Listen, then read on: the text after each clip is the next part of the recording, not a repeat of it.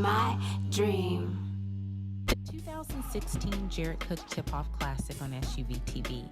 Sponsored by CBA Sports, your sports construction specialist. Deed Chain. Great acts are made up of small deeds. Shot Tracker. Unleash your game. Automatic real-time stats for every level of play. And Gatorade, the thirst quencher.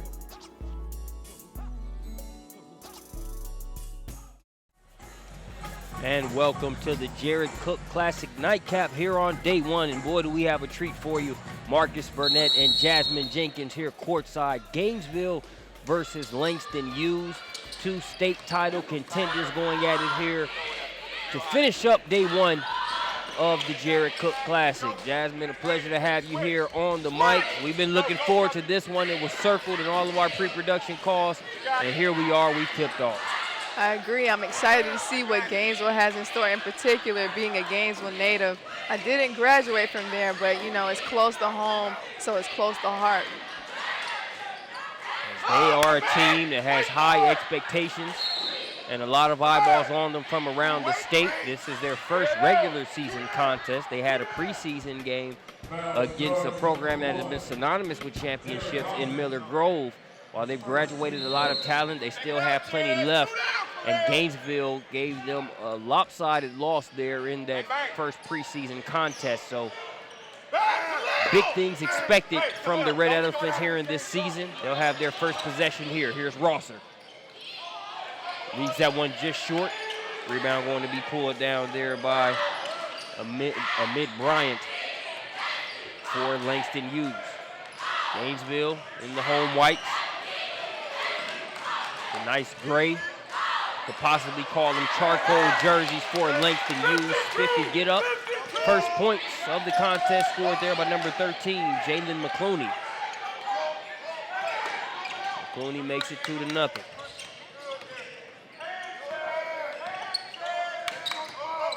Looks like Gainesville started out in a little bit of a dribble drive offense, which I think is interesting, being the fact that they are so big in size. I'm interested to see how it pans out for them as the game goes. Still looking for their first points of the contest. There's KJ Minor challenging. There's a nice job of defending without the foul call. Here's Kawan Hale. He's got Buffin running with him. Alley, off the mark. And that was Rosser running with him, not Buffin. It's easy to get some of these lanky and athletic players for Gainesville mixed up. We'll try to keep that to a minimum as they cannot finish the alley-oop there.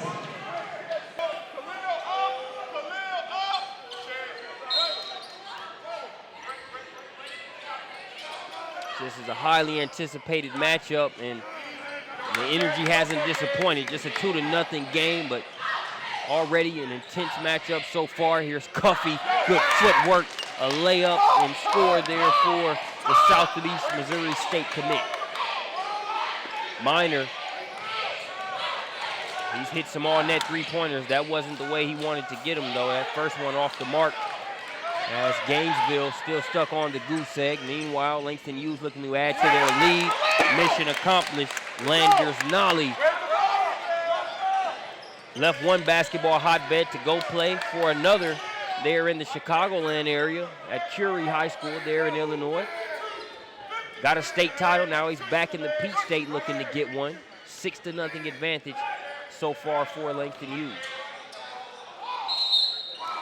We have our first trip to the free throw line. Officials letting them play early on. You get a trip to the stripe. You've earned it. No blood, no foul, I guess. As a player yourself, you know, all you can ask for is consistency on both sides. You're going to let them play, let them do it on both. Going to call it tight, which is the worst out of those two evils, in my opinion. I'd rather see them play than to see a ticky-tack foul where the fouls decide the contest instead of the players. But as long as it's consistent, it's all good. I agree.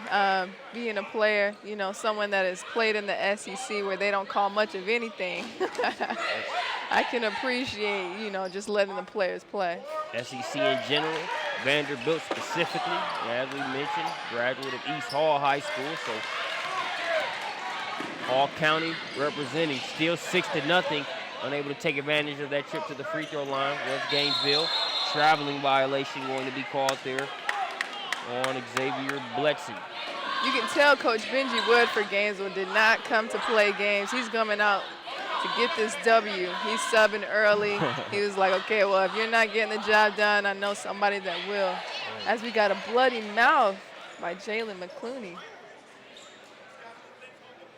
McClooney is Coach Welsh just saying, hey, man, we just, I think at first they were just trying to stop the blood, get McClooney right back in, but he's actually going to go get some attention there. I just want to make it known that I was joking when I said no blood, no foul. Yeah. What are the odds? Didn't mean that literally. But here we are, mentioning the intense start to this one. And so far, Langston Hughes getting the better of it. A 6-point advantage. Gainesville still settling in. Number 12, Austin Long in for Gainesville. Long comes up with the steal, gets it to Buffin. Buffin trying to weave through gray jerseys, loses his footing as he's still trying to get loose, but Gainesville retains possession. A wide open look. Shot missed. Minor nearly had a tip in there, but it's Buffin trying to toe the line and save it. Sticking with it, and the bucket scored inside by Brent Kelly, the sophomore.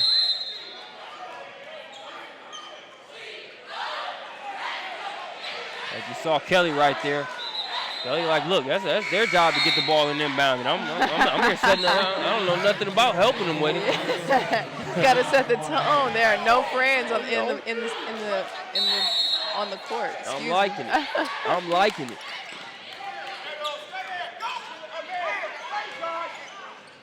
And I've known, Brent Kelly, and, I've kind of watched him grow up.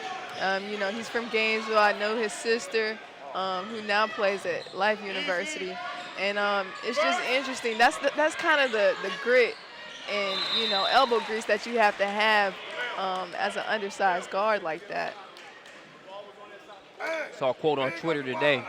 Damon Stoudemire says, you want to be an undersized guard out there, you better be the meanest SOB out there on the floor. I agree. That's kind of where I made my bank at Vandy. I'm only 5'7", so, not too big, not too small, but I feel like I made, my money where I was just the toughest, most smartest player out there. So don't let the airport test fool you. 6-2. They'll come the other way. Good footwork, and Kelly, not just grit, showing a little bit of finesse there as well. The nice move in the finish. We got a 6-4 ball game. Cook driving baseline. Call for the offensive foul as Kelly not taking him long to make his presence felt. What a sequence there, Jasmine, as you saw him come in, get a bucket, gets another one in transition, then he comes back and takes a charge. You don't see a lot of players taking charges anymore. Kudos to Brent Kelly.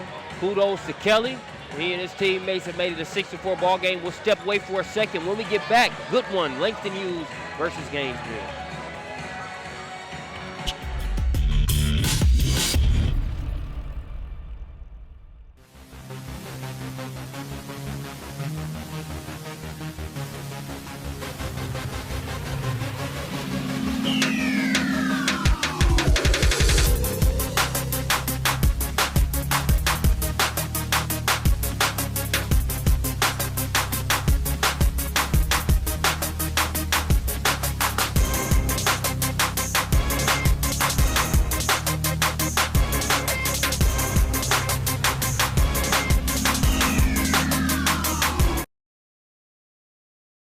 Welcome back to Sewanee, Georgia. North Gwinnett High School, 6-4 ball game, a 2-point advantage for Langston Hughes. Started off 6-0.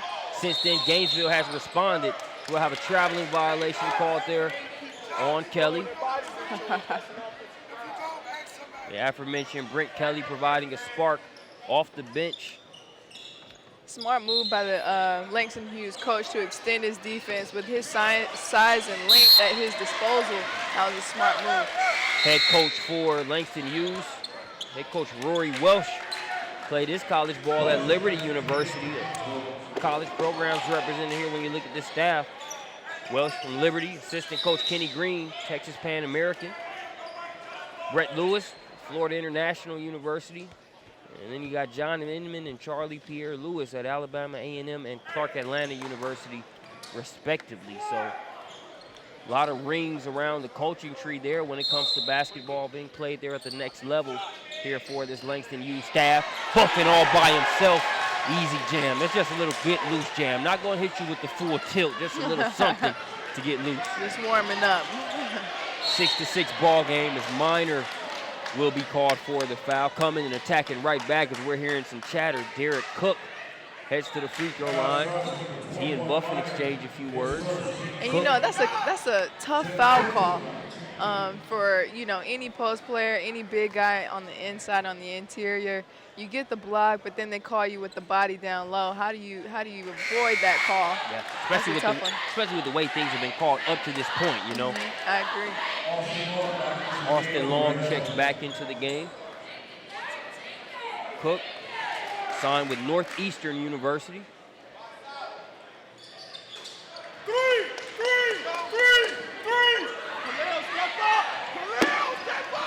7-6. Again, Langston Hughes extending the defense into a 1-2-2. Minor, he's money from the corners.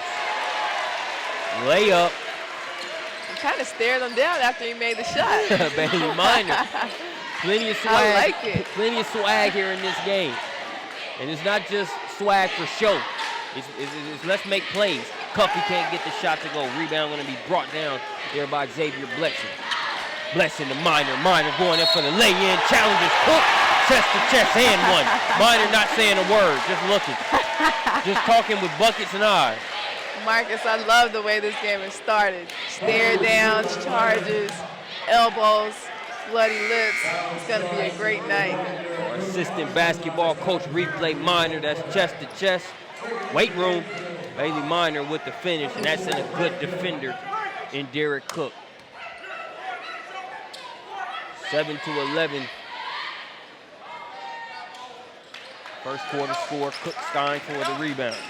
Well, the stare down is kind of pointless if you missed the free throw of the and one, but hey.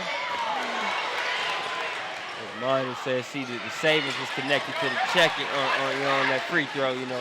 They got the front end, under 3 minutes left to play. Cuffy has it poked away. Dialing up a three-pointer. That one rattles around, touches every part of the rim, but won't fall down. And they will say last touch by Langston Hughes. We'll go over to Gainesville.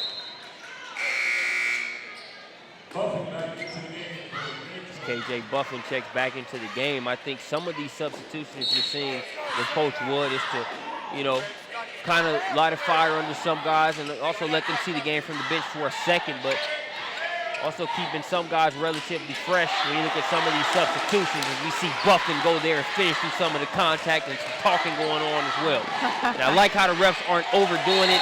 There's no out-of-control talking. It's just guys playing ball, and they're letting them play. 7-13. As Gainesville now has a 6-point advantage after trailing 6-0 to start.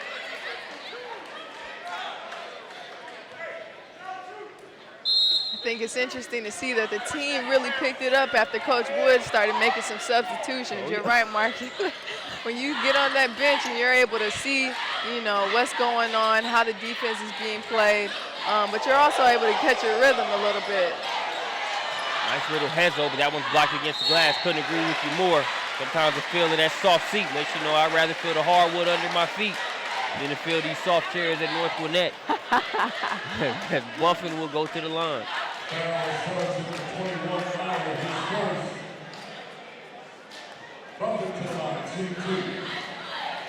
So Buffin will shoot 2 minutes, 7 seconds remaining here in the first quarter. Good on the first free throw. Bailey Minor checks back into the contest. Minor with 5 points, a 3 from the corner. He hits those with no problem. And also the front end of a potential three-point play. Missed the free throw.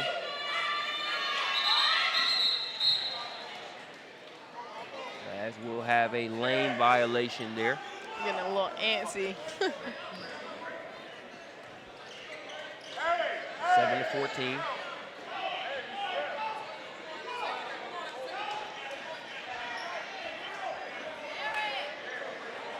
Got a little talking going on here in the backcourt. The ref's going to step in, try to diffuse the situation. Yeah, now what we've been able to see and what we've said about it is that we like the talking within the course of a game. Guys making plays, a little bit of chatter. There, I think you kind of saw it segue into some stuff that we don't need here. You know, let's just play the game. And you don't want to do anything that's going to jeopardize basketball being played. As you can see, a combination of Kawan Hale and Buffett kind of getting under Derek Cook's skin a little bit there. As Cook was more focused on making that contact than he was getting the ball there. That's just a frustration foul right there. Yeah. It's early in the game. As one of the leaders on the team, Derek Cook has to be smarter. He has to make smarter plays. So I expect to see more, better plays as the game goes on. Yeah. Got to be smart. Just Buffin looking to work, playing through contact, misses the shot, follows it. Can't get that one to go. Rebound by McClooney in traffic.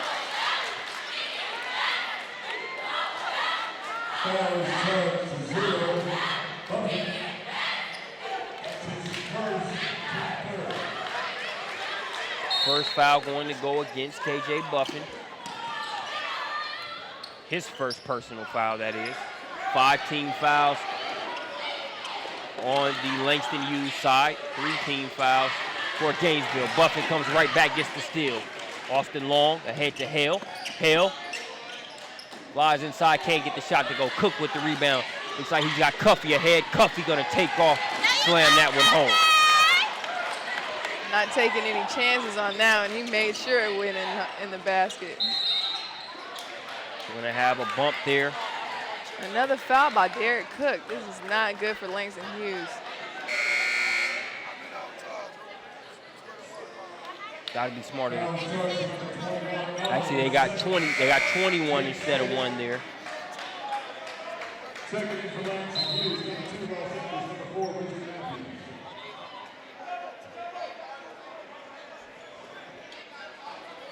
So that foul went against number 21 for Langston Hughes. That was against Landris Nolly. But Cook is going to get a breather. I think that's a good substitution by Coach Welsh.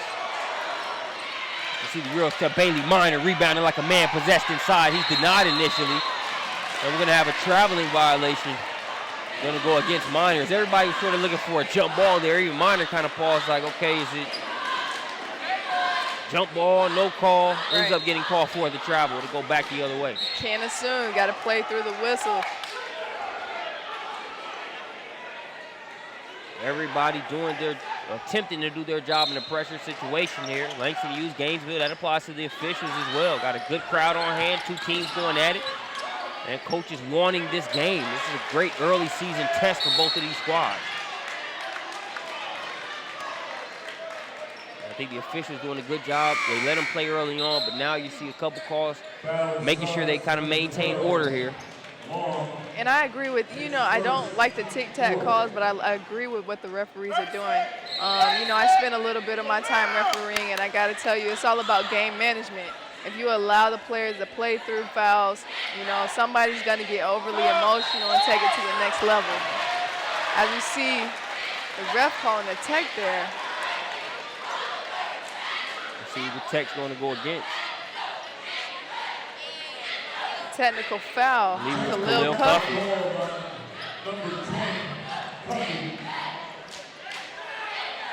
And again, that just goes back to game management by the referees. Yeah, and Cuffey's got to watch it because he's kind of still trying to make his point. You got 1 technically. You know what happens when you get 2, so you just got to be smart at this point. Coach Welsh, Rory Welsh asked for an explanation. And the official comes over, and it was less him asking for an explanation and more him telling the referee, I got it, he won't be a problem moving forward. And the thing is, we keep giving the officials credit. They're not trying to overdo it here. They're really trying to sit back and let these players play. And it's like the players got to work with them here to this point. They're trying to establish order. Guys, let's just play ball, man. I agree. I mean, at the end of the day, the referees are just trying to make sure these kids are safe. Because, if they're not, it takes away from the game. It takes away the integrity of the game. And I like it because we've all seen refs that really want to be front and center and almost shine more than the teams and the players do. In this case, we don't have that type of crew. So, you know, I'm looking for guys to make the adjustment, keep the intensity there, but let's just make sure, you know, the discipline stays where it needs to be. For everybody to let their players decide this one and make sure they're on the floor as opposed to having to sit for picking up too many early ones or worse than that, 2 technicals, and having to enjoy this one from the sidelines for the rest of the game. Gainesville with the ball and a 6-point advantage. Tough 3 there. They're gonna have a foul against Langston Hughes. They're gonna call Jalen McClooney for a push there. Coach Willis not happy with the call. Back into the game for Gainesville, number 1, Jared Rosser.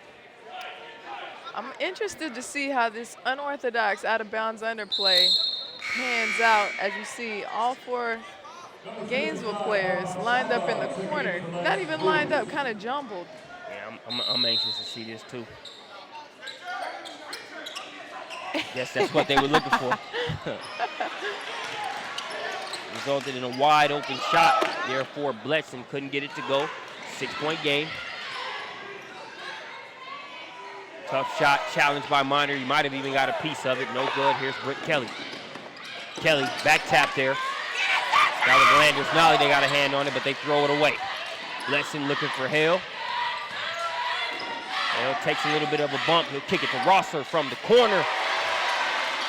Jared Rosser with the triple. The junior makes it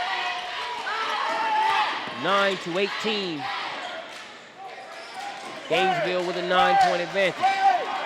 As the first quarter comes to an end, I'm interested to see how Langston Hughes will handle the second quarter. I feel that Gainesville's kind of got the best of them in terms of, you know, emotions. It's kind of taking them out of their game early. And that was after them having an early 6-0 lead, which, you know, as we know, both teams getting settled. That's not a ton of cushion, but, you know, it was Langston Hughes that started off with a little more pep in their step. Gainesville, you know, got a little more physical, stepped things up a little bit, and like you mentioned, they were able to see some impact there in terms of unnerving Langston Hughes a little bit. Now we're going to have a foul on Rosser.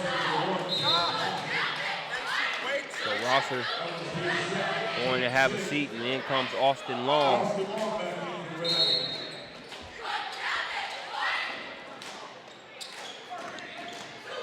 5-point game.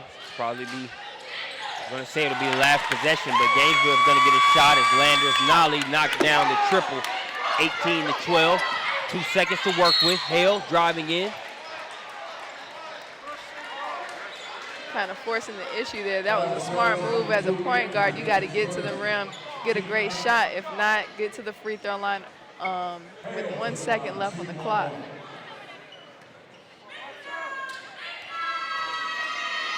So Kawan Hale at the line.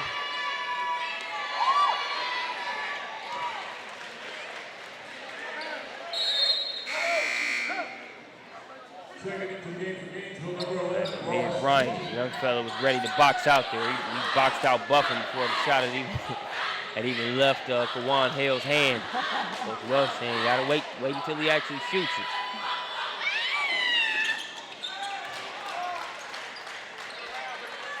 Eight-point game, 1 4/10 of a second left. I want to knock the other way by Buffin. Actually helps him out a little bit for the purpose of a heave. And they don't have to be behind the backboard.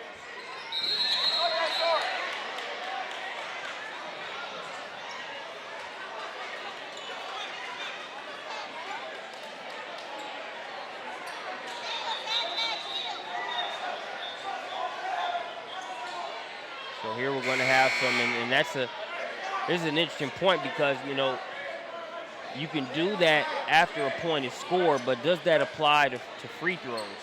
Technically, after the made free throw, Buffin knocked the ball out on the inbound play, so that makes it a dead ball. So therefore, you can't have two inbounders. The ball can't. The ball is supposed to be stationary in the spot.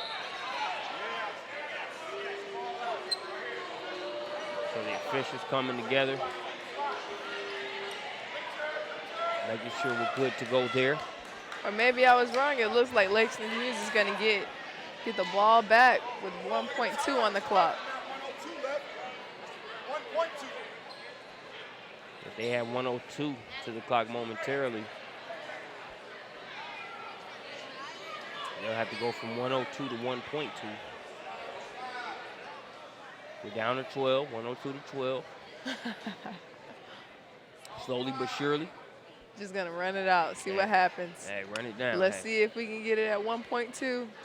Hey, it's almost like pumping gas. Right. Except we're keeping our money in our pockets versus seeing it go out at the tank.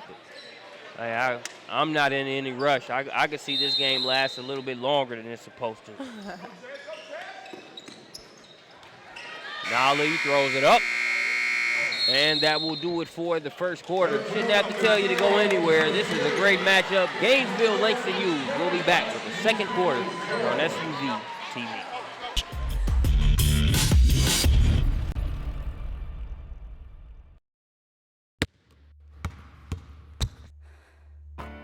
I got a high ankle sprain going for a rebound. Injuries are part of playing. I got hit catching a pass and broke my collarbone. So it's good to know that the sports medicine doctors, therapists, and athletic trainers at Children's Healthcare of Atlanta are experts at treating young athletes. If your child suffers any kind of sports-related injury, I got hit and dislocated my shoulder. bring him to Children's Healthcare of Atlanta.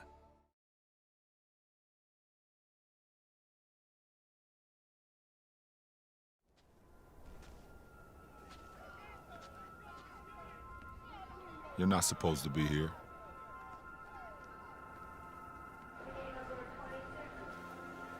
You're not supposed to get out of your neighborhood.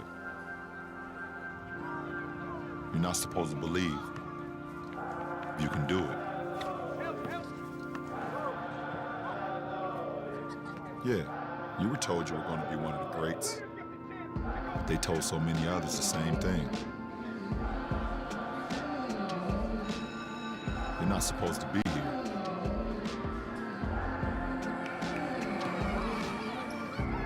You're not supposed to pass the ball so much.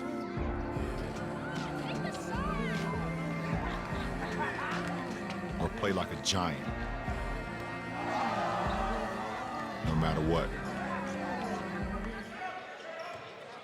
Rolling off with the second quarter, Marcus Burnett joined by Jasmine Jenkins here as we've got a 20-12 contest in favor of the Red Elephants of Gainesville. Pass intended for Minor, broken up initially, picked up by Long. He's getting out of trouble.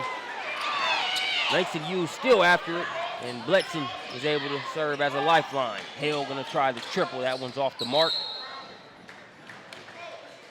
So you look at the lineup out there for Langston Hughes, number 2, Ross Andrews, number 13, Jalen McClooney, number 4, Richard Matthews, number 3, Amid Bryant, and number 21, Landers Nolly. So Khalil Cuffey and Derek Cook both getting a breather on the floor for Gainesville. KJ Buffin slapping the glass, easy like on that one for the Deuce. You know, KJ Buffin has a coach's dream in terms of body type. I mean, he's 6'7", 6'8", guard. Matchup issues all over the place. Definitely. And Buffin's joined on the floor by Austin Long, Kawan Hill, Xavier Bletson, and Bailey Minor. And the thing about this Gainesville squad is you've only got 2 seniors in Michael White and Ross Tipton. That could be an issue next year. Yes.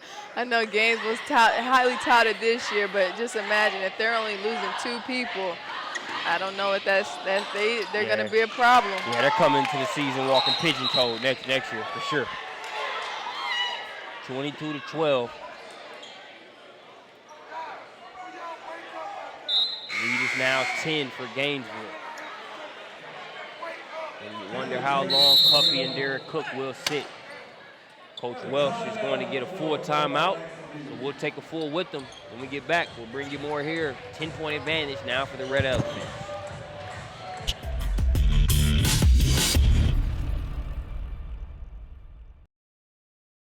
2016 Jarrett Cook Tip-Off Classic on SUVtv. Sponsored by CBA Sports, your sports construction specialist. Deed Chain. Great acts are made up of small deeds. Shot Tracker. Unleash your game, automatic real-time stats for every level of play. And Gatorade, the thirst quencher.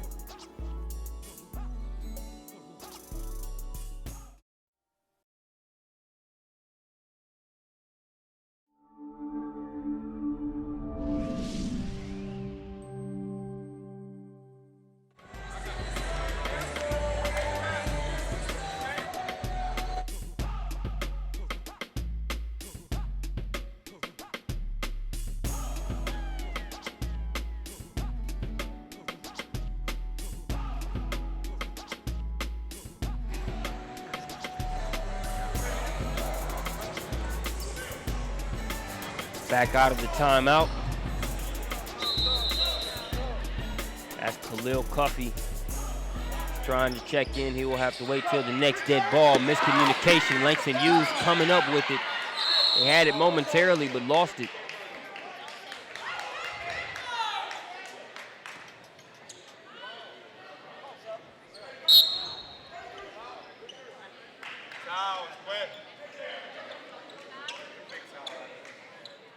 So Cuffey back in.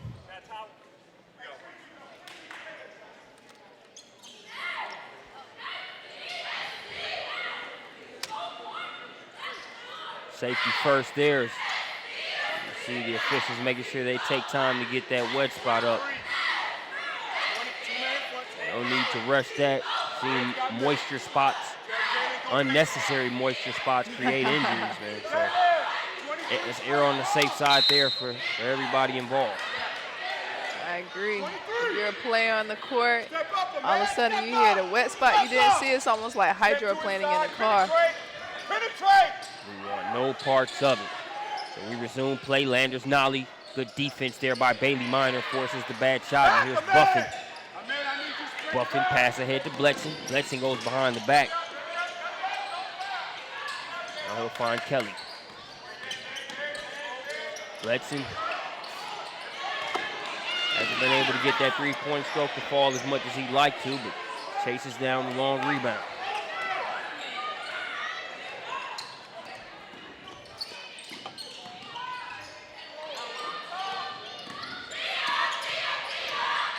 Bledson gonna dial up another one. This one's off the mark, rebound by Cuffey. Coach Welsh, you look at this Gainesville squad, you can't give them multiple opportunities, especially on long rebounds. Wants to see his team do a better job of getting to that ball on the glass. I agree. Langston Hughes has to keep Gainesville off the boards. The more opportunities they get, the more in rhythm they get. It could be a long night. In for Langston Hughes, number 55, Papa Samba. Got number 2, Ross Andrews on the floor, as well as McClooney, Cuffey, and Landers Nolly. Kelly going after the ball, and we're going to have a foul against Kelly. I thought that one was possibly going the other way. I agree. That was an interesting call.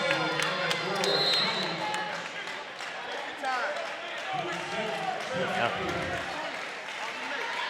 Coach Benji Wood pleading his case there to the official. Based on his angle, looked like it was either no call or the foul going the other way, but free throw line is where they'll send Ross Andrews.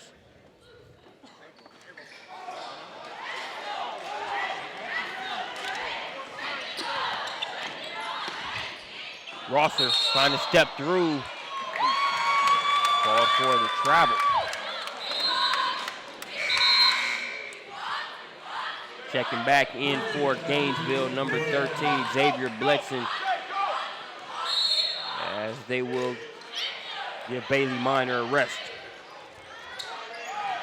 Got Brandon Clay joining us here on the mic. Brandon, a good one as we expected. 10-point advantage for Gainesville. What's interesting is they make the play there defensively, but Gainesville literally is doing everything they would have wanted to have done to Langston Hughes from a tempo, if nothing else. Got them frustrated visibly, and have really thrown them off of their normal rhythm. And have done so in a fashion in which they haven't thrown themselves off their normal rhythm, right? They're not playing out of character. They're not playing too fast, trying to force the issue. It's just that their play is forcing an issue right now for Langston Hughes. Jasmine, you talked about the substitutions by Coach Wood. He's rotating these lineups in and out, trying to keep these guys relatively fresh. Yeah, and you can tell some guys just haven't caught that rhythm yet. And, I think it's easier when you're on the bench. Like I said, you're able to see the game a little bit. You're able to see what the defense is doing. You're able to see what you need to be doing when you go back out there. And a lot of players have played better after being subbed out. Derek Cook has probably seen more from that vantage point than he's wanted to for Langston Hughes, as he's been on the bench for the past 6-7 minutes or so. Bailey Minor can't get that three-pointer to go. Somehow, Bledson able to come up with the rebound, and he'll go to the free throw line. We talked about 50-50 balls in the last game, Marcus, and the tip a minute ago from KJ and the offensive rebound right there, and it just seems like all the loose hustle play basketballs have gone Gainesville's way, whether it's been Gainesville willing that to happen or just the way the ball bounces. Either way, it's happening right now, and that, to me, right now, in addition to the tempo and the pace, really has been the difference in the game here so far. Checking in for Langston Hughes, number 3, Amit Bryant, back into the contest. And Bledson's second free throw up and good, 12-point game. What's interesting, if you're Benji Wood right now for Gainesville, obviously you're pleased. You feel like you've taken advantage offensively of opportunities, but it's almost like you're waiting. You're waiting for that levee to break. Like, you know how good Langston Hughes is, and there's no way they're going to let us beat them by double digits for an entire game. It's kind of like a really nervous feeling, for lack of a better descriptive term. You're just waiting for those 2 or 3 plays, and they start to cut into the lead. Nice pass to Rosser, as he will be fouled by Amit Bryant. Good work there by Hale. That was a great pass. Yeah. That was a great pass. He did a great job setting that up there. He didn't go in with a predetermined read. You see the assistant basketball coach replay. I'll say this. I wish that he didn't convert the free throw there, but I wish that we had a stat for passes leading to fouls. Because he doesn't get any credit on the stat line, anything like that for the pass. But that pass was fantastic. He gave his team an opportunity to score the basketball, and his teammate unfortunately didn't convert the opportunity. But he was unselfish enough to not take a tough shot, a floater, a little pull-up, put his teammate in a position to be successful. That, deflections, all those little stats. 14-26. Langston Hughes struggling to get points. Khalil Cuffey, he can't get his jumper to go. That's back-to-back three-point shots. Therefore, Langston Hughes, not to say they're not shots that they can hit, but you're not really seeing them get any rhythm on the offensive end, just taking the three and hoping for it. Bailey Minor rarely misses corner threes. That one touches the upper system, and it'll go the other way. And we touched on this last game too, Jazz, so you could talk about this. When it's not falling for you, being patient and then creating, whether it's an interior matchup, some kind of mismatch to get yourself a score. Right. I mean, you know how it feels to put up shots in your off time, and then when you get in the game, for some reason they're just not falling. And what I told Brandon is that when that happens, you have to take advantage of getting to the rim, getting to the free throw line, just to get a feel for the basketball, see it go in. 14-point contest, and Coach Rory Welsh wants to take some time and talk it over. We'll take a break with him. When we get back, we'll see how Langston Hughes respond. Gainesville threatening to run away.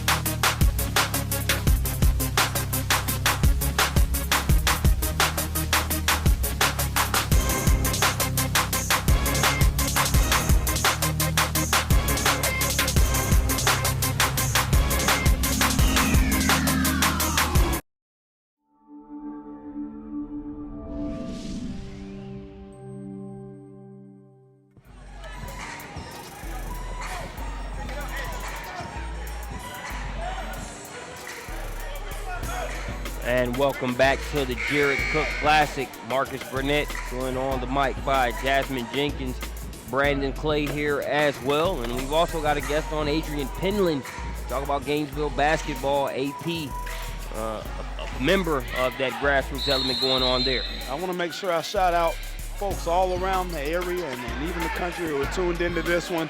Talked to the Wheeler contingent a minute ago. Adrian Penland said that they're locked in, taking a good look at this one. Obviously, two really high-level teams in Langston, Hughes, and Gainesville. So shout out to Mario and everybody else out there from Wheeler who's taking the time to tune into the broadcast.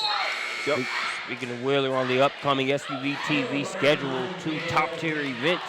We'll be there at the newly renovated gymnasium there, or the brand new gymnasium there. They'll have the second one going. One will be the Wheeler Hoops Classic, formerly known as the Adidas Explosion, as well as the inaugural Tournament of Champions Classic. That'll run December 27th through the 30th.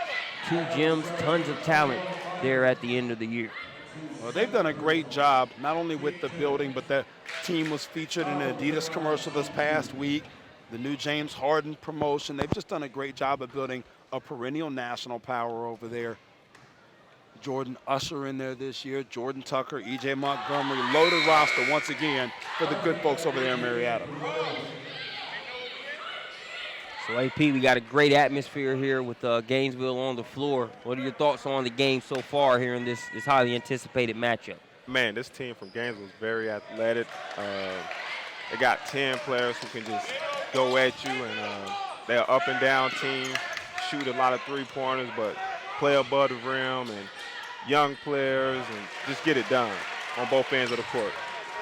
KJ Buffin getting it done there on the offensive end. And we know Greater Atlanta is a hotbed for basketball right now. You look at some of the players you work with, whether that's been a Jasmine Jenkins on the women's side there, out of East Hall, played there at Vandy, or whether it's been some of the players who work with on the boys' side, as we see that one float up and in, a big three-pointer by Ross Andrews. Talk about Gainesville and just Hall County basketball as a whole, represented here in that Greater Atlanta area.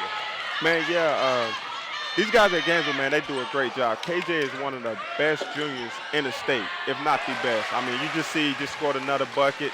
He probably got about 10 points right now, can do it all. Got offers from Georgia, Georgia Tech.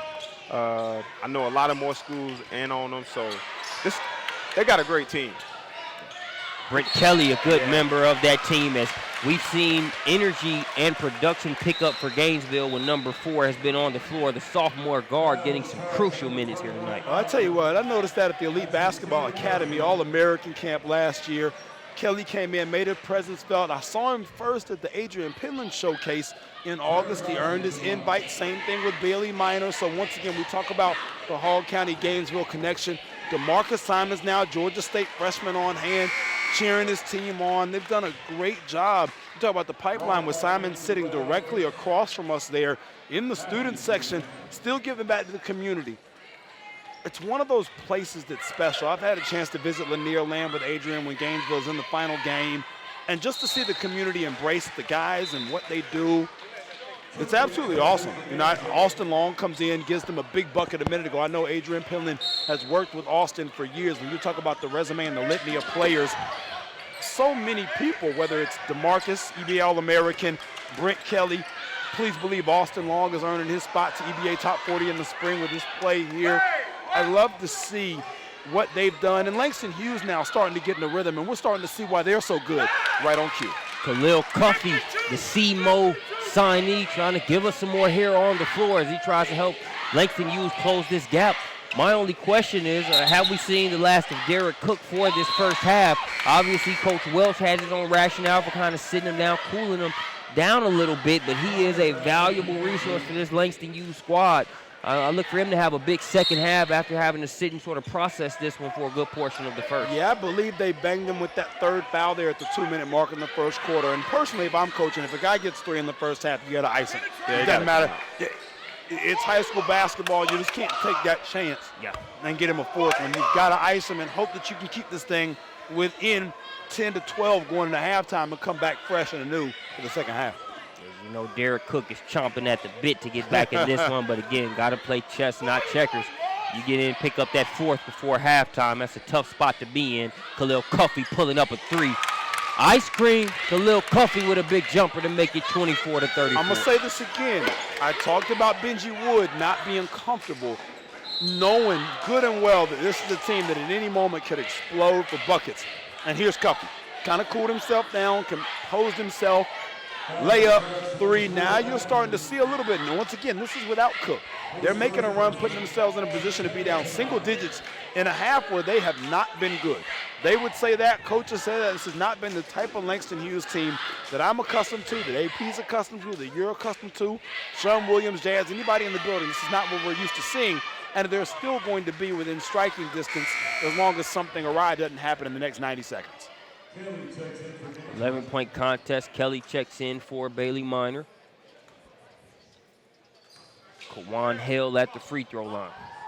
And every point's really big right now for Gainesville, honestly, as you try to keep and stem the tide. And that's the thing about a run. They've been able to put multiple runs together. Langston Hughes is in the process of trying to put together their first run since that 6-0 to start us off. Lead now 12. They get it to Cuffey.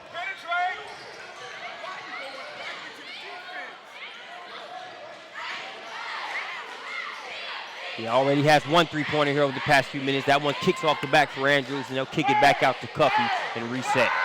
That's veteran there by Cuffey to catch it, not panic, not attack. No, he wants a shot here.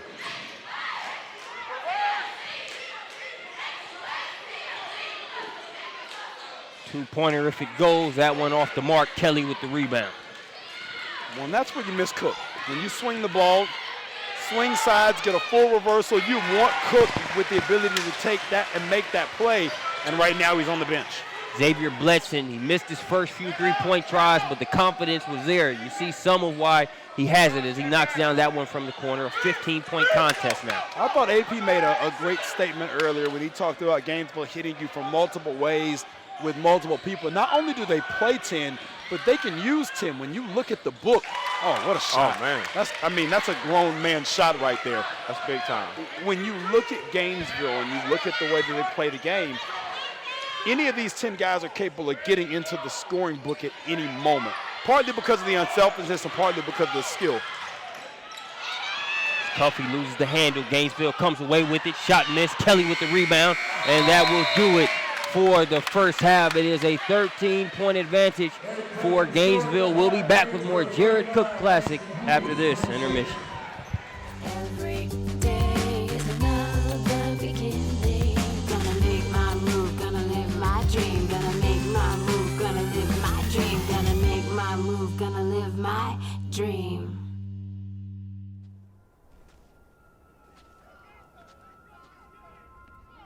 You're not supposed to be here.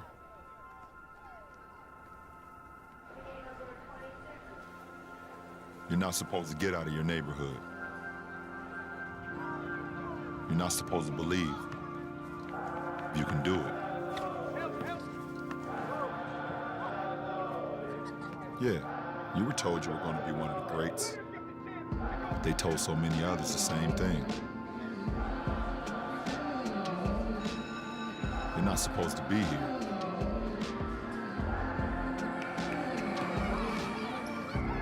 You're not supposed to pass the ball so much.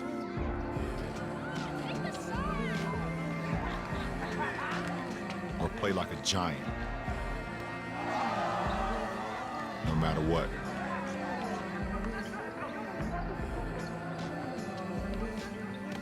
You're not supposed to be here. You're not supposed to play 40 minutes and make up 40 feet and make a defensive play. A defining moment in your career. You're not even supposed to be here. And yet, here you are.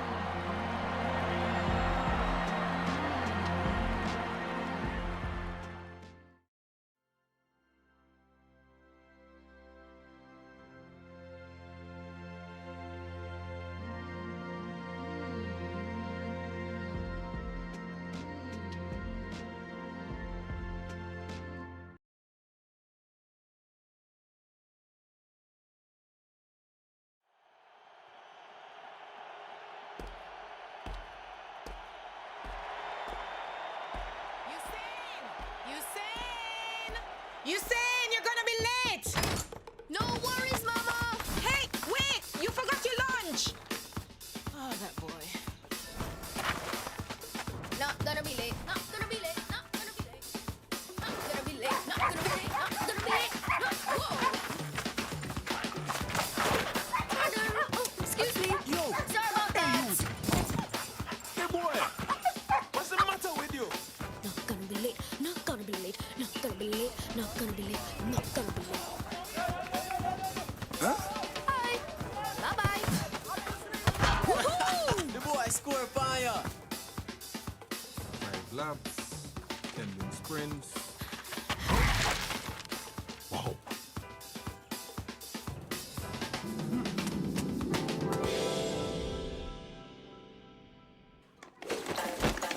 Yes. Right on time. No worries. Okay, lunchtime. Everyone outside. Oh man, my lunch.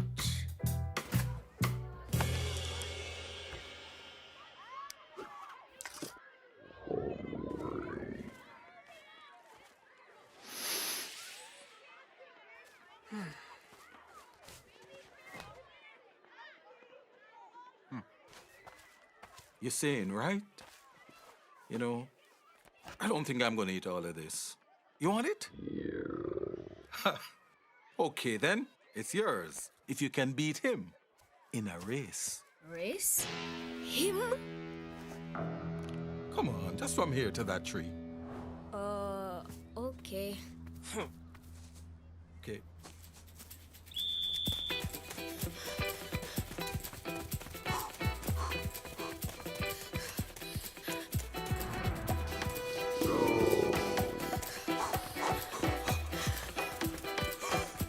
Oh my gosh! Yes! I just beat him! I'll win. I'll win. Okay. Okay. Here's your lunch track star. You know you're good, but if you want to be great, you're gonna have to take this more seriously.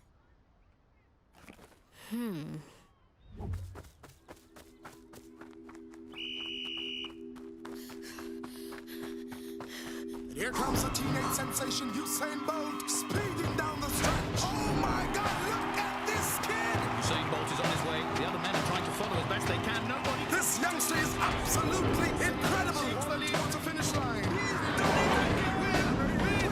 He wins again. He wins.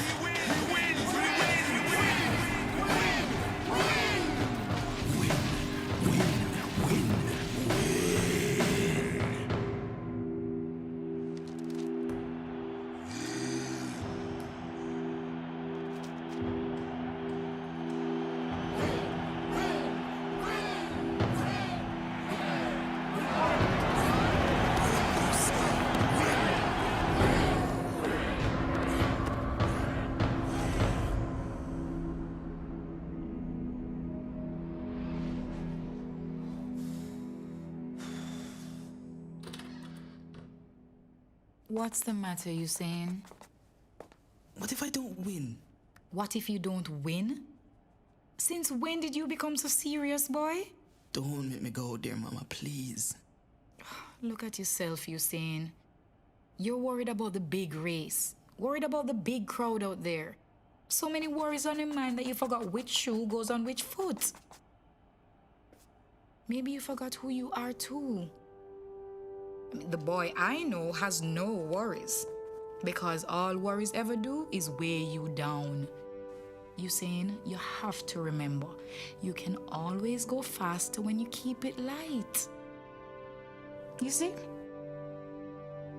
Okay. No worries, Mama.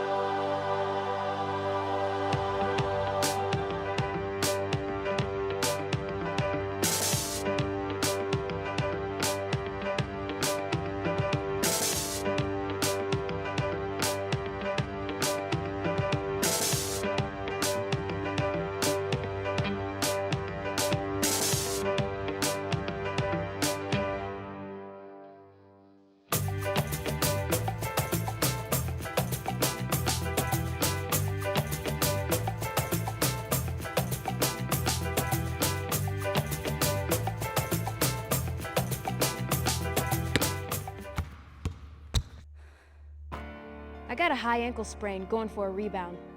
Injuries are part of playing. I got hit catching a pass and broke my collarbone. So it's good to know that the sports medicine doctors, therapists, and athletic trainers at Children's Healthcare of Atlanta are experts at treating young athletes. If your child suffers any kind of sports-related injury, I got hit and dislocated my shoulder. bring him to Children's Healthcare of Atlanta.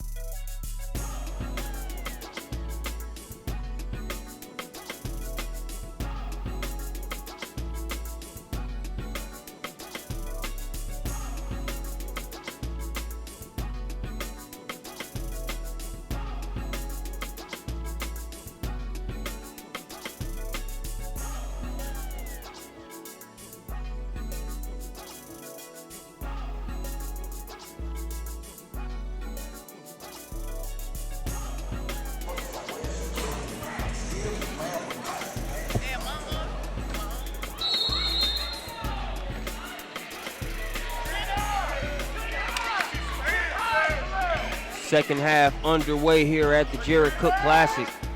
Langston Hughes versus Gainesville. The Red Elephants have a 13-point advantage here as we start the second half. Bledson driving baseline, gets it to Buffin, and KJ Buffin will head to the free throw line. He's done a good job finishing through contact throughout this contest. He'll have to go to the line and earn them. Marcus Burnett joined by Jasmine Jenkins here on the mic.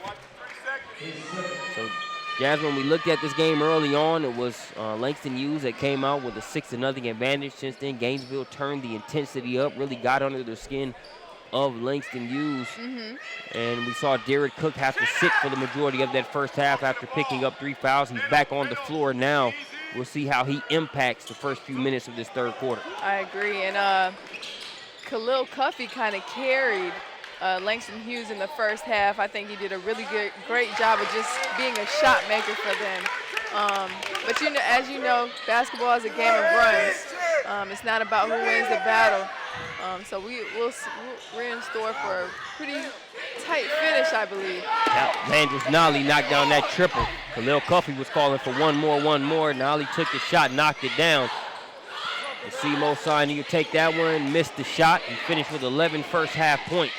Couldn't get that one to go. 11-point contest as that one scored by Kawan Hill.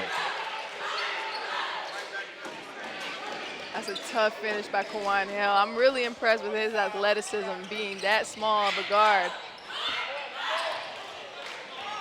Hill tried to get that pass, couldn't get it.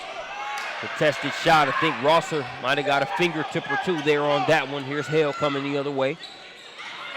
Good defense by Cook. Cook looking to push. And he will go to the free throw line.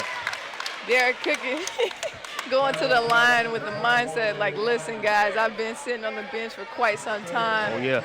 Coming out aggressive. I'm really excited to see what he's able to do in the second half. Now, Cook's like, you look at a couple of those fouls you called on me, I better get a few of those calls. He thought he was in the, it gathered and was in the act of shooting there, wanted to get some free throw opportunities. Instead, they will inbound it there along the baseline. Nolly gets it into Cook. There's Nolly in the corner being guarded by Buffin. A lot of talent there in that matchup. And it looked like they'll call Nolly for stepping out of bounds. Coach Welsh wanted the call there along the baseline. And if I'm Welsh, I'm really lobbying for that call again. You know, one of my key contributors in Jared Cook picked up 3 fouls. I need that call there along the baseline there. 13-point contest. One thing that I've really enjoyed about Coach Welsh is just knowing, when to take up for his players and when to show them some tough love. He'll fight for his players, but at the same time, he expects a lot of them character-wise. And I think And that is so important as a coach. Yep, I think that's very important while the players are playing for them. But even when they go on to the next level, as you see the bounce pass and that Rosser two-hand slam will be negated.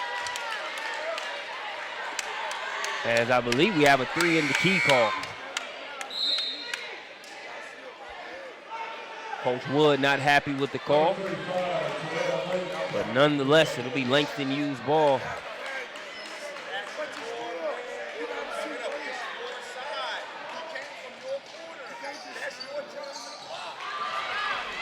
Nolly with it. Kelly come behind him. Nobody yelled wolf. Cookies taken. And Kelly score. Hoop in the horn. Brent Kelly is all over the place tonight. Kudos to him again.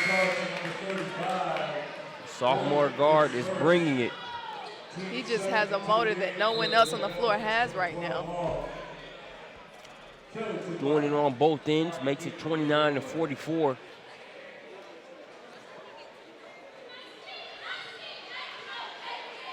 Under 6 minutes to play here in the third as that one trickles in. Lead now 16. And you know, Hughes is, and he knows this double-digit lead won't be able to sustain, but the way Gainesville is playing right now, and Langston Hughes just making careless errors, I don't know. Again, not doing the best job of taking care of the ball. Second time back-to-back, they've had it stolen from behind. That time it was Bledson coming over with the help. As we'll have a foul there on Amid Bryant.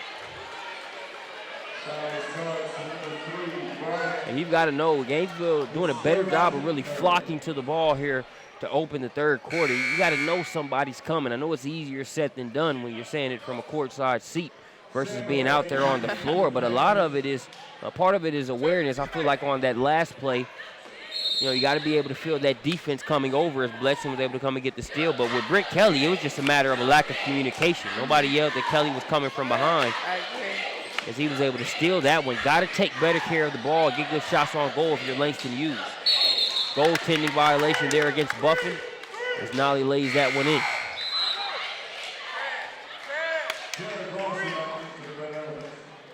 You know, these types of games, Nolly was a player that was good and built for those before he went up to Chicago. Playing ball up there in Curie in some of those matchups when you get there, whether it's that Chicago Catholic League or even, you know, the public leagues up there.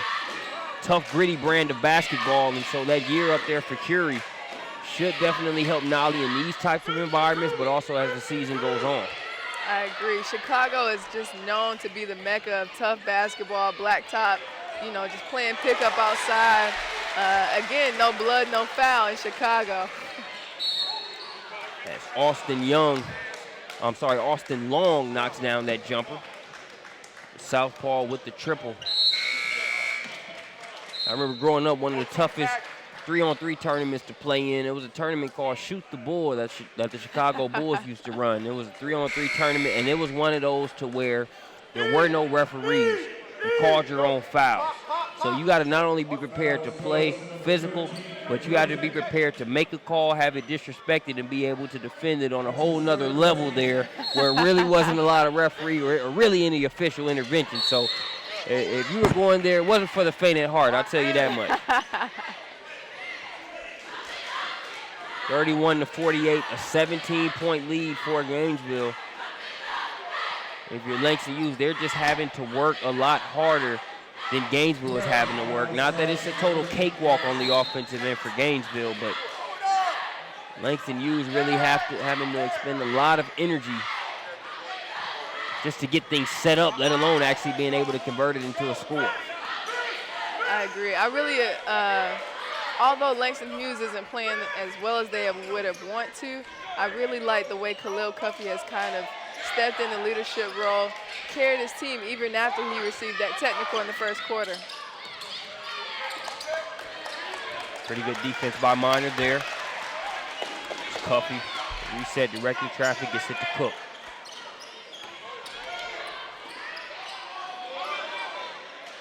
Nolly gonna try a three-pointer. This one goes up and bounces in. A fortuitous bounce. Therefore, Langston Hughes pulls them to within 14 points. Langston Hughes trying to do anything they can to ignite a run. They've been able to make those buckets that make sure things don't get into the high teens and get too crazy, but it's been tough to put together a cluster of them to really symbolize a run here. That's what they're trying to do. You saw some of the frustration there with Nolly, even though temporary, because he thought they had a turnover and were off to the races, but couldn't keep it from hitting the sideline there. Right. Pass inside to Buffin. Buffin met resistance as the foul going to go against Richard Matthews.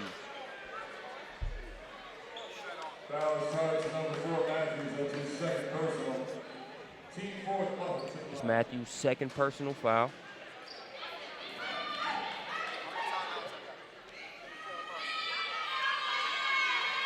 First free throw misses there by Buffin. 14 fouls against Langston Hughes, 2 team fouls there against Gainesville.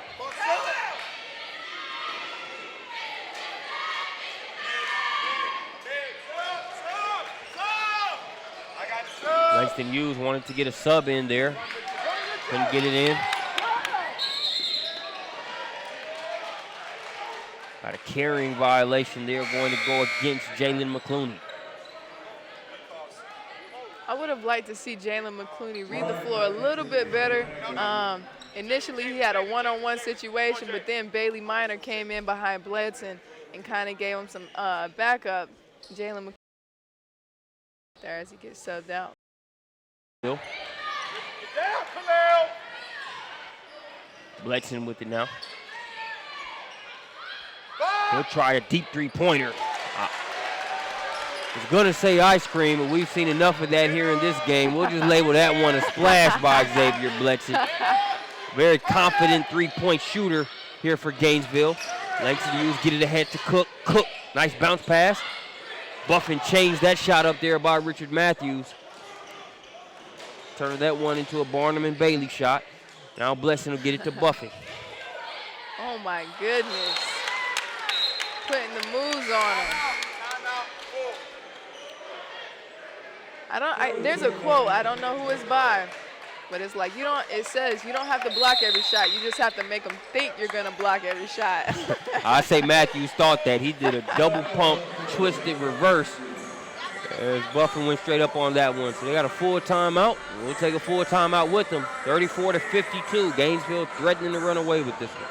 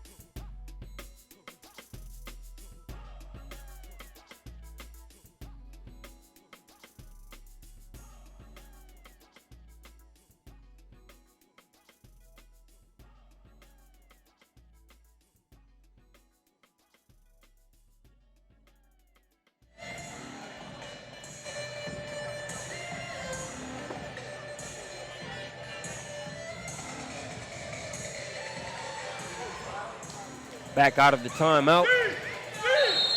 Shout out to DJ Webb, music services here on site for the Jared Cook Classic. The best DJs you'll find here in the Atlanta area. And a perennial partner here at the JCC. That one's knocked out of play. There by Gainesville. Cuffey looking to inbound. It gets it to Nolly.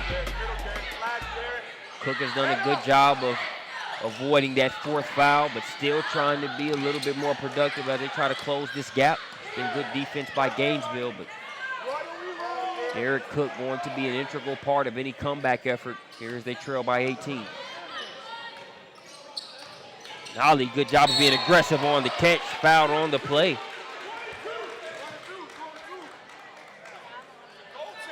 A seamless spin move there. Coach Welch wants a goaltend, and he has a point. The foul was called, and instead of getting the potential three-point play, that one was touched after it had hit the glass. So what you have to read here as a referee, did the touch with the body come first or did the goaltend come first? Very difficult to be a referee. You have to make calls in half of a second. Yeah, and that's why I include that disclaimer. Whenever we show a replay, we slow it down and we give our opinions on it. It's just because that's just a feature of the broadcast, but we know it's much tougher for the official to have to make that call in game speed. Right. When I played at Vandy, there was a referee. We came to the captain circle, and he was just like, I'll get every call right if you make every shot. And it's amazing. We expect these referees to get every call perfect, and it's just not possible with the way the game is played.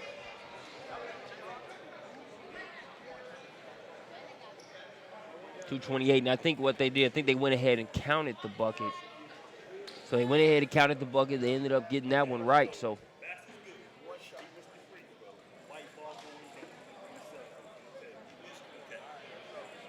I think that's a good piece of officiating there, coach communicating. So the free throw was missed, so it's going to be Gainesville's ball. They counted that deuce. So technically it was an and one call. Yeah. Okay. And so I'm okay with that call. Yeah, both coaches appear to be satisfied. Coach Welch gets the bucket. Benji Wood gets the ball back since the free throw was missed. So let's see what happens from here. Coming up on the 2-minute mark. Kawan Hale taking on the whole team. He took a gauntlet. He took a beating there.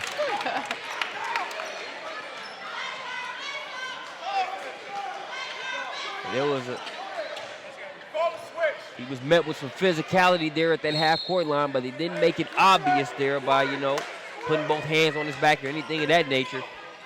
Langston Hughes might have gotten away with one, but I think everything is kind of balanced out here in this one. Here's Cook. And again, you're seeing the impact of Derek Cook out there on the floor.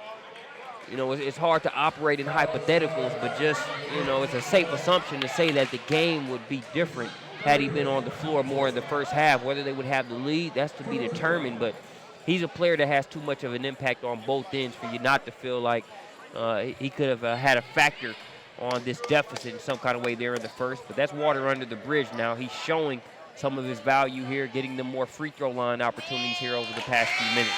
I agree, and I really like what Langston Hughes has done in the last two possessions. They've been aggressive, got to the rim, and now they're at the free throw line. And this is optimal in situations where you're down 52-37. You want the clock to stop, but you still want to score. 14 fouls on both sides. Cook, the Northeastern University signee, makes the second, and it's a 14-point game. Again, Langston Hughes has made sure things haven't stayed in the high teens, but they haven't been able to close the gap. Minor gets the lay in there off the assist by Buffett.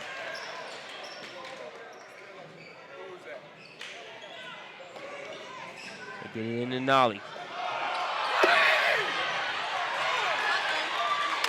Nolly stopped for a second. Hale kind of flopped a little bit. Here's Cook coming the other way. Got caught up there with the footwork. Rosser with the rebound.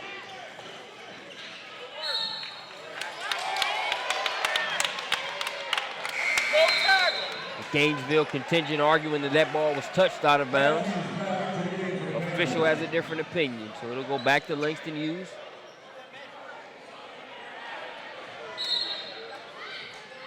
Still chasing 16. Nolly has Cook running, sees him. Cook can't get the reverse to go. Rebound by McClooney, and he's able to lay it in. Back to 14. A good pass ahead to Cook. Couldn't get the reverse to go, but reinforcements coming in the form of McClooney. Turnover. Haven't seen that happen too much with KJ Buffin when he's gotten it that close to the rim. Matthews. And that's just a tough sequence, as you could just see Cook and Bryant just kind of put their head down. That's what we've talked about, why they haven't been able to really get a run going. And they've had different possessions where they had that potential, and it's been a turnover or a ball going out of bounds, or things that happen. But again, it's still demoralizing at times for Langston Hughes. Right. And it it's almost like they can feel the heat on their neck. I mean, they're trying to force the issue simply because time is running down and they're down 14. And if you're Matthews, you know, you got to play to your strong points there. You're forcing it baseline when you've got a Derek Cook, a Landis Nolly, and other players to be able to feed off of. They'll help create you open opportunities. So Minor looked like he needed a lifeline there. Kept his pivot foot and just ends up knocking down the baby jumper. 16-point game. About 8 seconds to work with. Here's McClooney taking some contact and going to the line. I like that foul by Minor. Didn't give up an easy bucket, but didn't teeter the line for a technical foul right there. Intentional foul, excuse me. So Jalen McClooney headed to the line, just a sophomore. Free throw is important for both teams. If you're Langston Hughes, you got to have them. Got to take advantage of these opportunities to score at the line. First free throws missed. Number 13, Xavier Bletson, and number 4, Brent Kelly checking back into the game for Gainesville. 5 9/10 of a second remaining here in the third.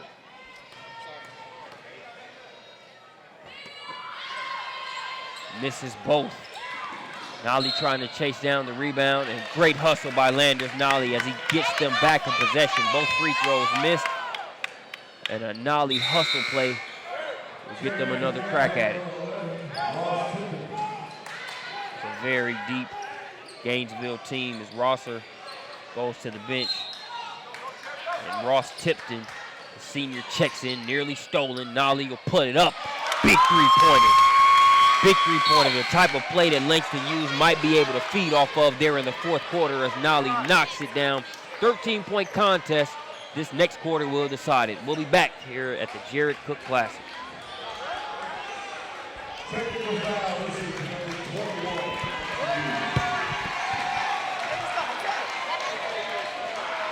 Every day is another beginning.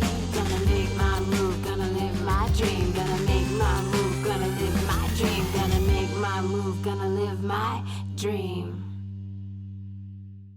The 2016 Jared Cook Tip-Off Classic on SUVtv. Sponsored by CBA Sports, your sports construction specialist. Deed Chain. Great acts are made up of small deeds. Shot Tracker. Unleash your game. Automatic real-time stats for every level of play. And Gatorade, the thirst quencher.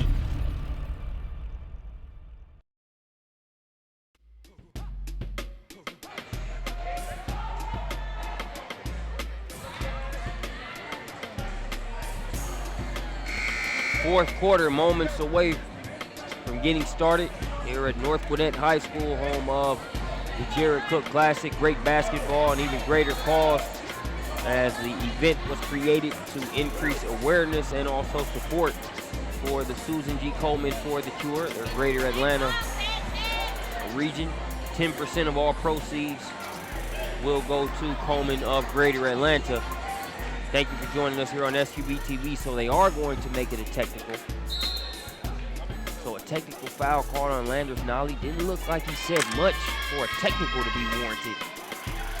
And it just seems like, I know Langston Hughes, they're staying more positive than that, but it just seems like they can't win for losing there. They get a big three-pointer that you see them maybe being able to get some momentum from going into the fourth quarter, and they have to give 2 points back. As it looked like Nolly just really celebrated a big triple.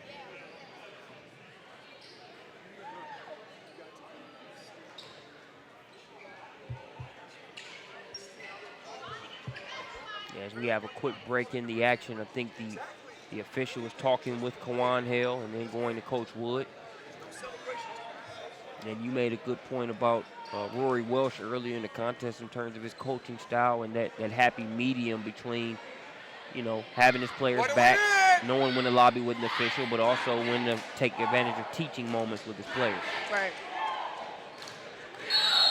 I heard him talk with Landers Nolly there, let him know you got to be able to see how the game is being officiated and be able to tailor your approach accordingly. Right. And it's interesting, kind of a life lesson that my mom always taught me. The second person always gets caught. Yeah. Regardless of what you're doing, the second person always gets caught. And I guess Landers Nolly just got the short end of the stick on that one.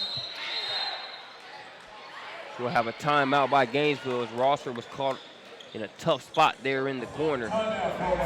So we'll keep it right here. When you look at how the day has gone so far, the opening round game of Heritage Conyers versus Brookwood, it was Heritage that got the victory in a very good win.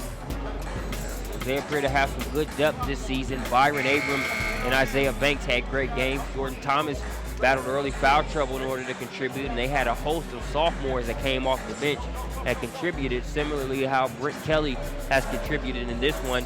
In the second game, you had Sandy Creek defeating Peachtree Ridge. Evan Jester, TJ Bickerstaff and company brought Lob City South to 2-1. Game after that, Shiloh got a victory over Lee out of Huntsville. Very good game from the big fella TJ Massenberg, as well as Greg James, who matched his total in game one with 22 points. It was Decula that ran away with one against North Gwinnett here on the Bulldogs' home floor, and here we are. This result still to be determined. Gainesville getting the longer end of the stick so far, 15-point game. Pass ahead to Cook. Cook with the lay-in.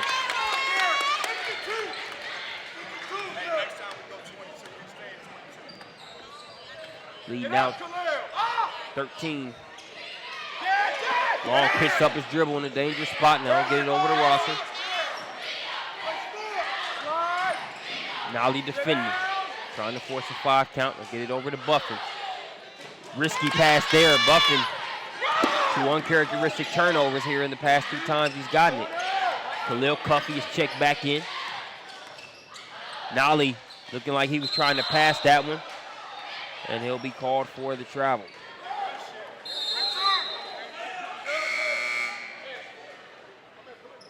That's the first sign of harmony we've seen the whole game. Bledson helping, I think it was Nolly up there. Yeah. You see the respect level there, and I think really when you see the way both of these teams came out and competed against each other, like that's respect in and of itself. Bledson goes behind the back to Minor. Minor called for the travel. So Bledson with a little bit of shake and bake. Minor had a chance to help, but had it stripped away. Actually traveled before it was knocked away. So ball back over to Langston Hughes. If you're Langston Hughes, you need to be looking at a single-digit deficit as you come up on that 5-minute mark. You're seeing Gainesville take the air out of the ball some. They haven't totally slowed it down, but pass to McClooney. McClooney can't get the lay-in.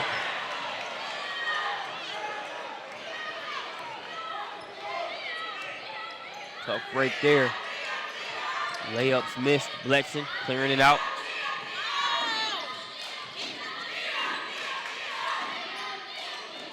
Minor to Kelly. Kelly. Pass stolen, pass ahead to Cuffey. He's got one man to beat in long. Lays it in. Deficit down to 11.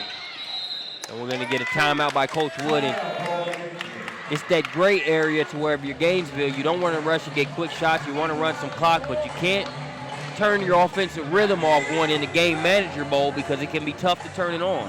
Right, I agree with that. Smart timeout by Coach Wood. He understands his team is struggling on the offensive end, and Langston Hughes is kind of catching a little momentum. It's going to be a tough finish here as if Langston Hughes is able to get the lead within 10, maybe even 8 points. 11-point contest. We talked about the composure of Khalil Cuffey throughout this contest. He's been key in moments where it looked like Gainesville would threaten to pull away. There, his most recent bucket makes it an 11-point game, a bucket away from cutting this gap to a single digit. And this is such a telltale time for Gainesville out of this timeout after they've turned the ball over 3 possessions straight, and Langston Hughes has scored 3 possessions straight. Sometimes teams tend to play not to lose. Gainesville has to focus on playing to win, not reserving, but just playing how they played the whole game. Can you draw on any of your experiences there as a guard at Vanderbilt where you were in a similar game situation to this? Right, so I'm trying to think of the most recent one. So when we played Kentucky in the SEC tournament, and we were down 21 in the first 4 minutes of the game. We came back, and Kentucky started playing not to lose. And so, we came back and made it, 2-point game at the end. But they ended up pulling it out at the end of the game simply because, we had to foul, free throws, special situations. But mentality is everything, especially at the end of the game. It's everything. It determines how you play, what your coaches trust you can do. And I think we saw the KJ Buffin, a couple turnovers prior to that timeout. We saw the not to lose KJ Buffin. We saw the attack mode KJ Buffin finishing through contact there on that last play. As that shot changed there by Cook, good defense by Minor. Lead back to 13. Hale kicks it to the corner. Bledson, he's never shy about launching it. Big three-pointer there as it appears now. They're going to drive the nail into the coffin, not just looking for time to run out. They answer with 5 quick points out of the timeout. Langston Hughes. I was just about to say, Langston Hughes struggling to get it across the court. You see, this is interesting right here. 2 players kind of bickering back and forth. That's not a good sign for Langston Hughes. Under the 5-minute mark. Yeah, like you mentioned, that is not something Coach Welsh is happy about. He doesn't want the loss, but in terms of that, that right there, gotta be able to communicate a little bit better and in a way that's gonna get you where you need to be. As Cook fouled on the play, late on the call. So everybody was just thinking that has to be a foul right there. Cook will go to the free throw line. As Bailey Minor has picked up his 5th. So done for the night. But has to be able to go to the bench pretty confident knowing that this team can take care of business. Here in the final 4:40. They're in good shape, 16-point advantage. And it's amazing, Marcus. This is one of the reasons why I love the game of basketball, simply because you would have never thought 4 minutes and 40 seconds could be so much time. The game, is all about runs, like I said. So much can change within 4 minutes.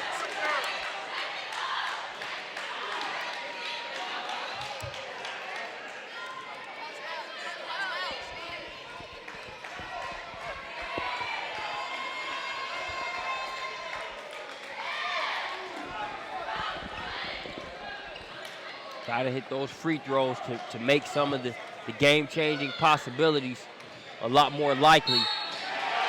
Tough take there by Kawan Hale.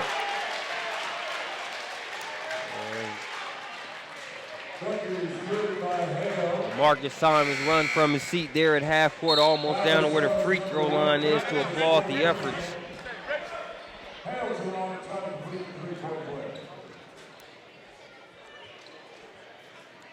The lead is now 17.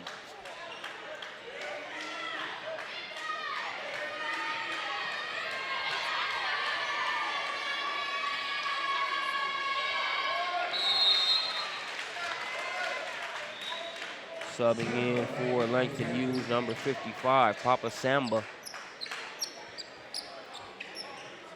It's interesting. I think Kawan Hale has done such a great job finishing in the paint. I think in the point guard position, that it has to be a must. because you have to be able to get a bucket on demand, and where better to do that in the paint. I think Isaiah Thomas for the Celtics does a great job. I think he may be the 13th in the NBA as far as points in the paint, which is impressive. I think he may be like 5'9" maybe on a good day. Yeah. They may give him 5'11", but you know how that basketball height works. Yeah, he is a very heady guard. Does a great job of positioning himself. And then also it helps when he can score it like he can. You can get some of those calls and get the benefit of the doubt. He's earned that there in the league. Watched Boston last season, watch him more this season with former Wheeler guard Jaylen Brown playing up there for the Celtics here this past season.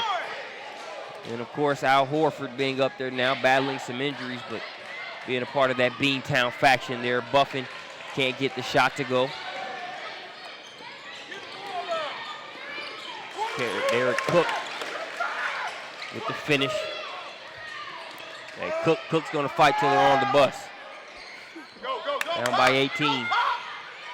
Ball poked away, but Buffin still maintains it.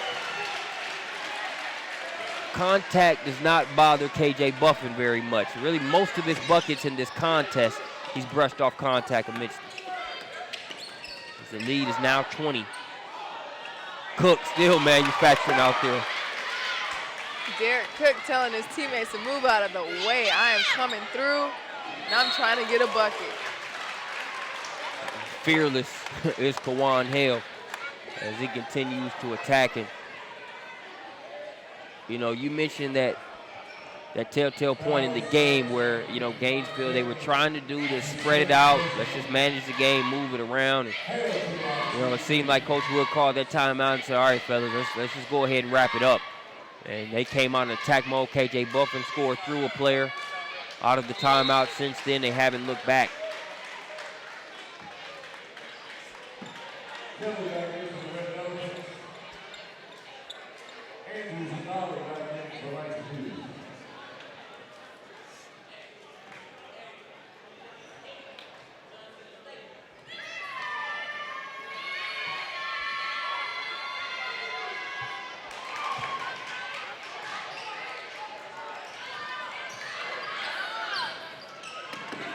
Under the 3-minute mark. I like what Coach Benji Wood has done here. He sees that Derek Cook has kind of gotten off as far as on the offensive end goes. He checks Brent Kelly in and tells him to face guard him. Smart coaching move by Benji Wood. Now, you mentioned Kelly. We talked about that key word, motor. He's got a motor for days, so he doesn't mind guarding the guy line to line. That's Kelly showing you why Coach Benji Wood entrusts some very serious minutes here in a big-time matchup to the sophomore.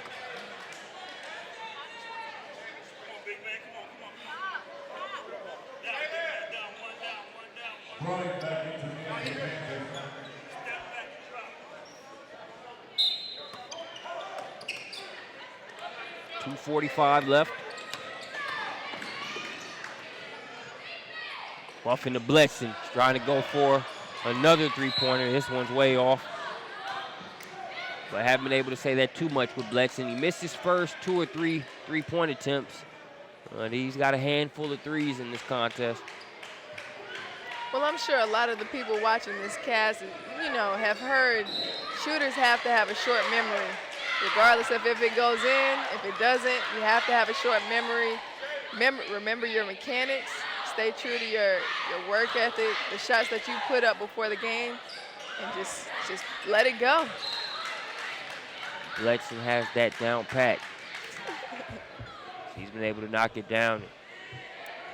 Bailey Minor with a couple three-pointers, a Gainesville team that can shoot the ball well in addition to attacking.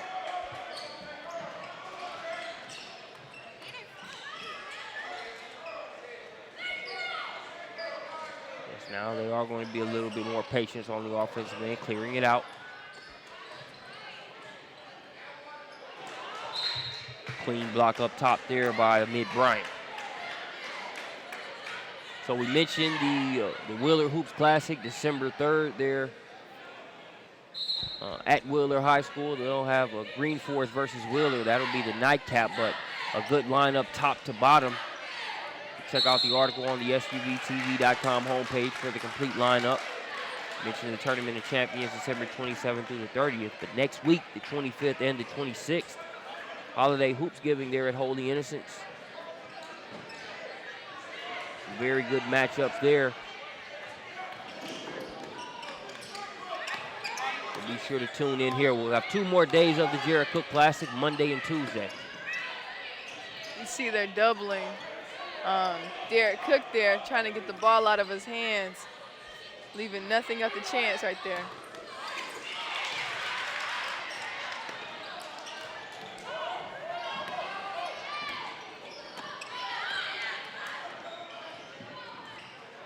Hill goes up top.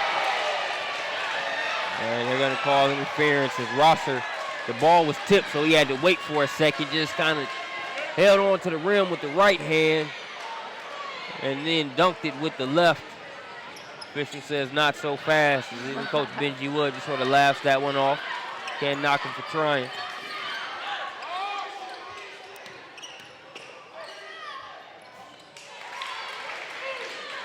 Nolly knocks that one down just beyond the free throw line.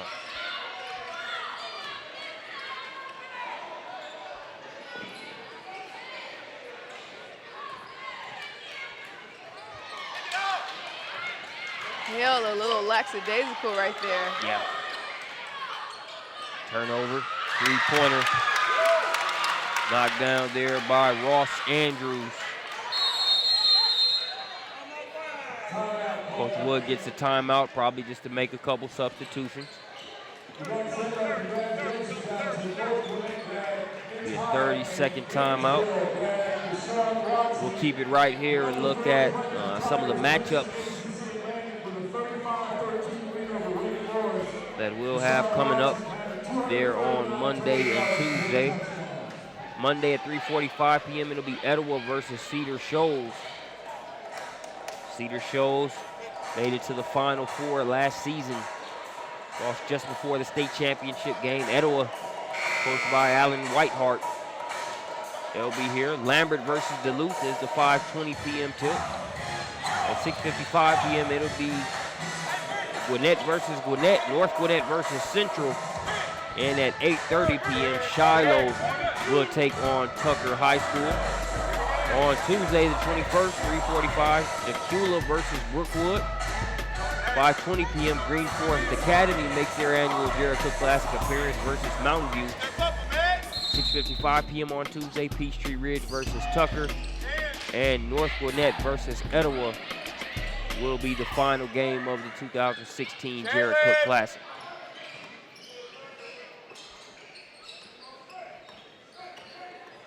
So a 13-point game, a 14-point game.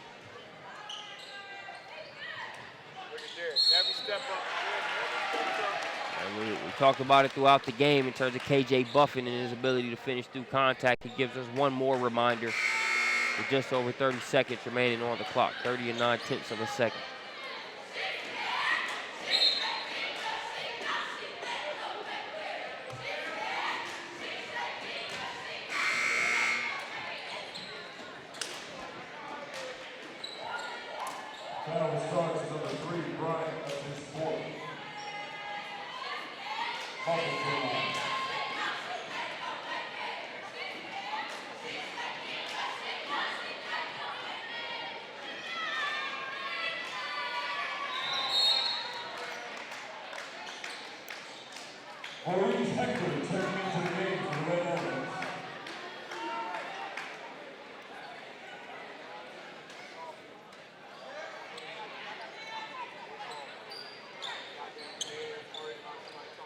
Cook will throw it in.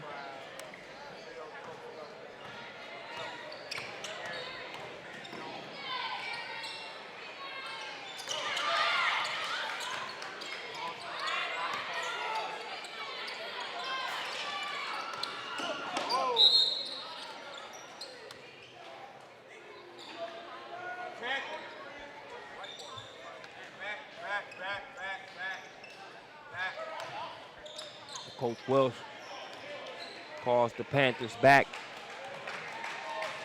And Austin Long, key contributions off the bench. That's what Gainesville got here in this contest, in addition to KJ Buffin, Kawan Hill, some of the starters, to help make sure they got a victory here. A hard-fought game, but one that the Red Elephants came out on top of. Thanks for joining us here for day one of the Jarrett Cook Classic. I'm Marcus Burnett. She's Jasmine Jenkins, signing off from day one here at the JCC.